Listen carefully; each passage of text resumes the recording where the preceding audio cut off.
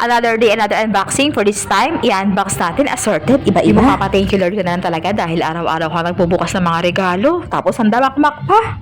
Unang-una, bumubungad. Ano to? Ay, nako, sombrero na very useful naman talaga. Lalo na ngayong summer, tag-init, kailangan natin to. Ay, recommended tong store na to. Ang ganda ng sombrero na to. Napakapulido ng tahi nila. And the second one again, sunglasses na useful din. Grabe, parang swak na swak to ngayong summer talaga. Sunglasses with hat. Ay, nako, wala ka nang hahanapin. The other one again, bet na bet ko to. White t-shirt. Talaga namang gusto ng karamihan. Ganda rin ito kasi hindi ko expected ganito kakapal siya.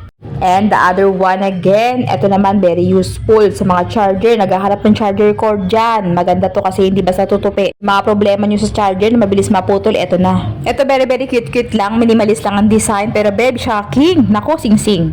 Tapos may pa-diamond effect dyan. Tapos kulay green pa. Pero assorted color pwede yung pagpilian. And the other one again, shampoo. Black shampoo. Maraming uban. Kailangan mo yun. Kung marami kang uban, yun na gamitin mo. Nako, organic yun.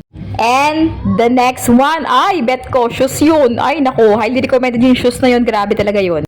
The other one again, relo. Oy, from Licar. Matagal ko na tong pinopromote. Etong brand na yan, Licar, guys. Nako, wala na maraming paliwalagan kay Licar. Goods na goods yan. Medyo pricey rin ng konti, pero sulit naman.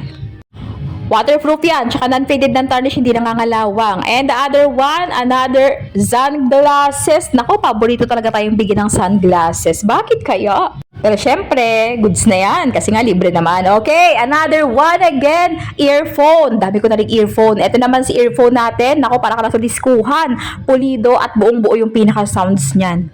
Ganda lang sa tenga pag nag-jogging ka, very useful. Kahit ialog-alog mo, untog-untog mo ulo mo, hindi basta-basta matatanggal. Tapos, complete set with the bracelet and necklace. Uy, pure stainless steel. Ganda lang din ng jewelry na to.